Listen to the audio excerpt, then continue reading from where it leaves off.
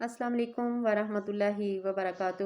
بسم اللہ الرحمن الرحیم۔ سورۃ سعد کا ترجمہ آیت نمبر 40 سے شروع کرتے ہیں۔ اور بے شک اس کے لیے ہمارے پاس بڑا قرب اور اچھا ٹھکانہ ہے۔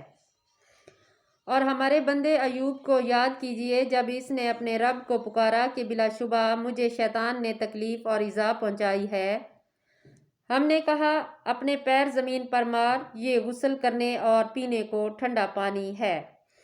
اور ہم نے اسے اس کا پورا کنبہ اور اس کے ساتھ اتنے ہی اور عطا کیے اپنی طرف سے بطور رحمت، اور یہ عقل مندوں کے لیے ایک نصیحت ہے۔ اور ہم نے کہا اپنے ہاتھ سے تنکوں کا ایک مٹھی جھاڑو پکڑو اور اس کے ساتھ قسم پوری کرنے کے لیے اپنی بیوی کو مارو اور قسم نہ توڑو۔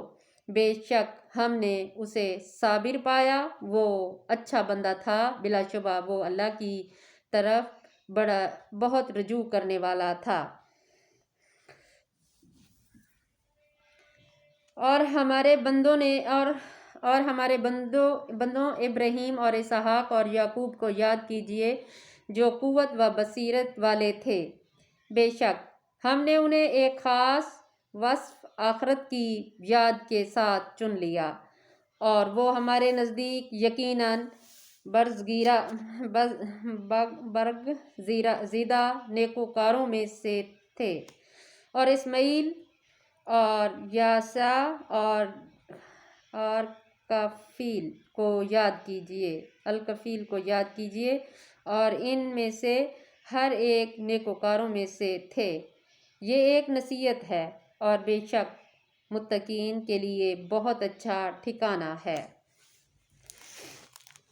ہمیشہ رہنے کے باغ جن کے دروازے ان کے لیے کھلے ہوئے ہیں، جبکہ وہ ان میں تکیے لگائے بیٹھے ہوں گے، اور وہاں طرح طرح کے پھلوں اور مشروبات کی فرمائش کریں گے، اور ان کے پاس نیچی نگاہ والی ہم عمر بیویاں ہوں گی۔ سبحان اللہ۔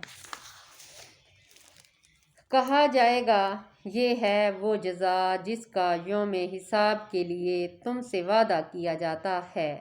سبحان اللہ۔ بے شک یہ ہمارا رزق عطیات ہے جو کبھی ختم نہیں ہوگا۔ یہ معاملہ اہل خیر کا ہے، اور بلا شبہ سرکشوں کے لیے بہت برا ٹھکانہ ہے۔ یعنی جہنم، وہ اس میں داخل ہوں گے، جبکہ وہ آرام کرنے کی بری جگہ ہے۔ یہ ہے کھولتا ہوا پانی اور پیپ، اب وہ اس کو چکھیں۔ توبہ استغفار۔ اور ان کے منظر کئی اور قسم کے عذاب ہوں گے۔ یہ تمہارے پیرکاروں کا ہے ایک گروہ جو تمہارے ساتھ گھسا چلا آتا ہے، اس کے لیے خوش آمدید نہیں، یہ بے شک یہ آگ میں داخل ہونے والے ہیں۔ وہ کہیں گے بلکہ تم ہی اس لائق ہو کہ تمہارے لیے خوش آمدید نہیں، تم ہی اسے ہمارے سامنے لائے ہو، تو یہ بہت بری قرارگاہ ہے۔ وہ کہیں گے اے ہمارے رب، جو شخص ہمارے ساتھ یہ انجام لایا ہے اس کے لیے جہنم میں عذاب دگنا کر دے۔ اور وہ کہیں گے ہمیں کیا ہے کہ ہم ان لوگوں کو جہنم میں نہیں دیکھتے جنہیں ہم برے لوگوں میں شمار کرتے ہیں۔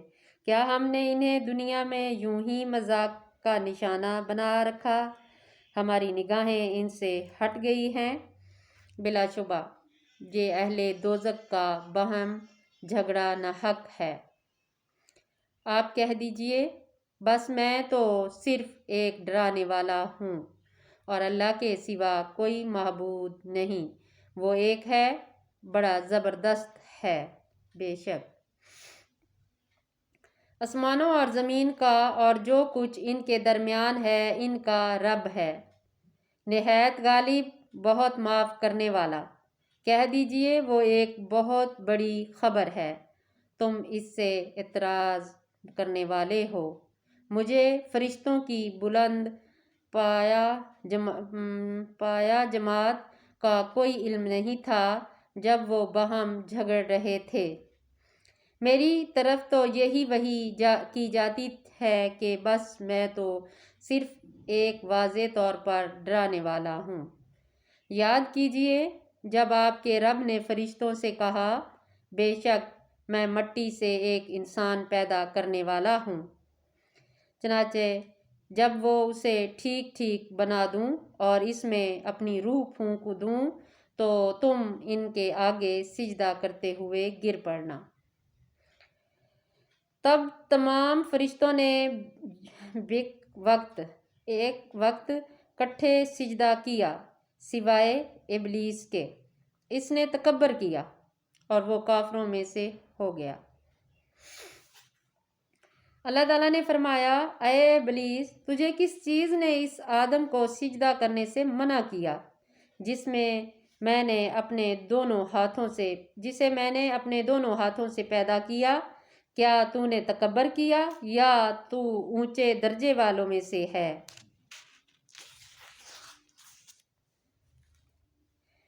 اس نے کہا، میں اس سے بہتر ہوں، مجھے تو نے آگ سے پیدا کیا اور اسے تو نے مٹی سے پیدا کیا۔ اللہ تعالیٰ نے فرمایا، اب تو یہاں سے نکل جا، بے شک تو مردود ہے اور بلا شبہ تجھ پر روز جزا تک میری لعنت ہے۔ ابلیس نے کہا، اے میرے رب، اب تو مجھے اس دن تک مہلت دے جب لوگ دوبارہ اٹھائے جائیں گے۔ اللہ تعالیٰ نے فرمایا، بس بلا شبہ تمہیں مہلت دی گئی لوگوں میں سے ہے اس دن تک جس کا وقت میرے ہاں مقرر ہے۔ اس نے کہا، تیری عزت کی قسم میں ان سب کو ضرور گمراہ کروں گا، توبہ استغفار، سوائے تیرے ان بندوں کے جو ان میں سے مخلص و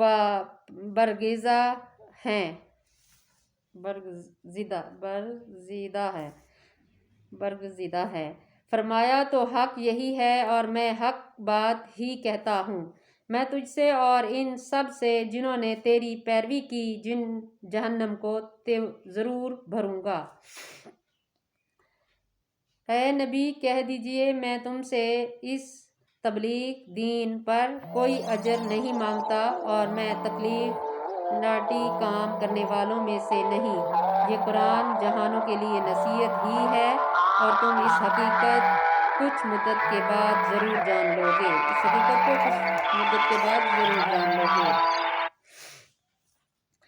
انشاءاللہ اللہ تعالی ہمیں پر ایمان رکھے اور ہمیشہ نیک بنائے رکھے، اخلاق والا بنائے۔ زندگی کا کوئی بھروسہ نہیں ہے، زندگی کبھی بھی ختم ہو سکتی ہے۔ 2-3 دن میں نے کوئی ویڈیو نہیں بنائی اور نہ ہی میں نے سینڈ کی کیونکہ میں یہاں نہیں تھی۔ ہمارا ایک رشتہ دار تھا بیچارہ، ابھی اس کی 30 سے 32 سال عمر ہوگی، قاری تھا، قرآن پاک پڑھنے والا انسان تھا، نیک تھا، مگر بیچارے کی عمر ختم ہو گئی اور وہ وفات پا گئے۔ اللہ تعالیٰ ہر کسی کو جنت میں جگہ دے، اسے بھی جنت میں دے۔ مطلب ہے کہ زندگی کا کوئی بھروسہ نہیں کہ کسی وقت کہیں کسی موڑ پر بھی ختم ہو سکتی ہے، تو کوشش کیا کریں کہ ہر وقت اللہ تعالیٰ سے معافی مانگیں اور اچھے اخلاق پیدا کریں کہ دنیا میں صرف اخلاق زندہ رہنا ہے، باقی سب کچھ جتنا کمانا ہے سب ادھر ہی رہ جانا ہے۔ جو ہمارے ساتھ جائے گا وہ بھی اخلاق ہے، اخلاق کی وجہ سے کوئی ہمیں یاد کرے گا اچھے لفظوں میں، کوئی تو ہوگا جو ہمارے لیے دعا کرے گا، اور پیسوں سے تو کچھ بھی نہیں ہوگا۔ پیسے دے کر تو زندہ بھی ہم نہیں کروا سکتے، تو مر کے کس نے کروانی ہے؟ کسی نے بھی نہیں کروانی ہمارے پیچھے دعا۔ تو اخلاق بناؤ، ہر کسی کے ساتھ اچھا برتاؤ کرو، نیک سلوک کرو۔ اللہ تعالیٰ آپ کو نیک بنائے، آمین ثم آمین۔ اللہ حافظ۔